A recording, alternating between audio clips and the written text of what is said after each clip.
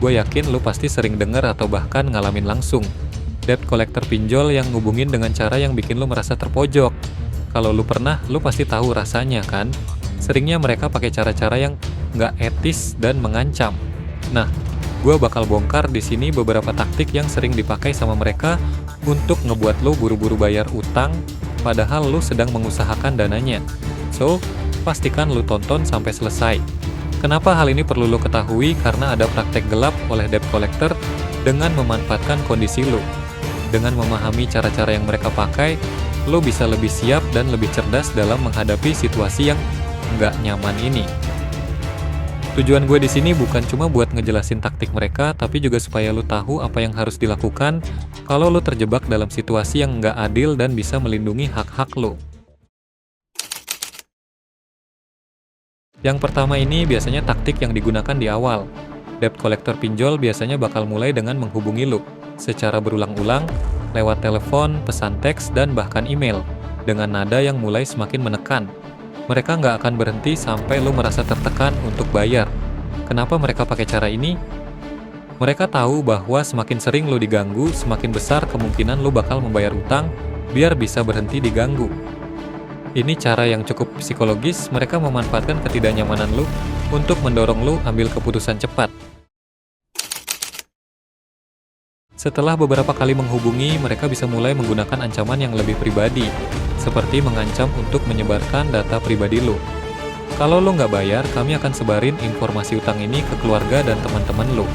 Ini taktik yang lebih agresif dan sering bikin lo merasa terpojok, karena mereka tahu rasa malu itu bisa bikin orang ambil keputusan dengan terburu-buru.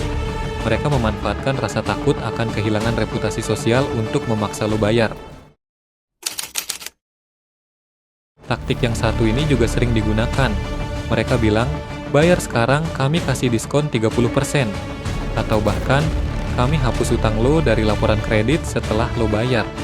Kalau lo nggak paham, lo bakal berpikir ini solusi. Padahal ini bisa jadi jebakan. Karena setelah lo bayar, nggak ada jaminan mereka akan benar-benar menghapus utang dari laporan kredit lo. Pay for delete ini adalah praktek yang sangat manipulatif dan seringkali nggak ada dasar hukum yang jelas. Lo harus waspada karena banyak debt collector yang cuma janji tanpa memberikan bukti bahwa mereka akan menghapus utang lo. Ini bisa jadi cara mereka buat memaksa lo bayar lebih cepat dengan janji kosong yang nggak bisa dipertanggungjawabkan. Nah, kalau lo masih nggak bayar, mereka mulai ngancam dengan proses hukum. Kalau lo nggak bayar, kita akan bawa lo ke pengadilan. Gila kan? Padahal nggak semua utang akan langsung masuk ke pengadilan. Banyak peminjam yang akhirnya merasa ketakutan dan ngerasa nggak punya pilihan lain selain bayar utang mereka.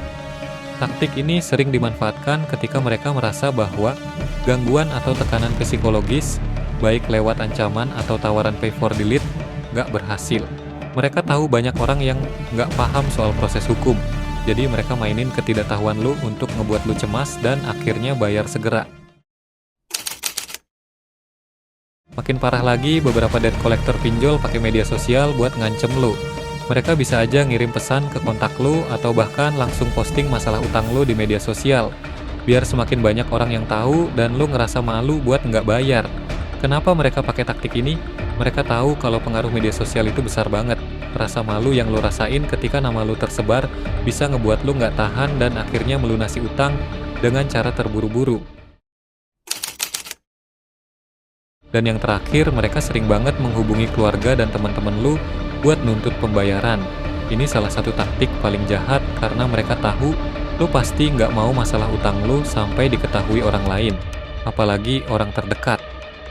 Mereka berharap rasa takut dan malu lo bisa memaksa lo bayar utang secepatnya.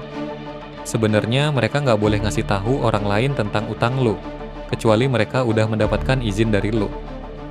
Ini adalah salah satu bentuk penyalahgunaan hak privasi, dan lo harus tahu bahwa lo punya hak untuk melindungi informasi pribadi lo.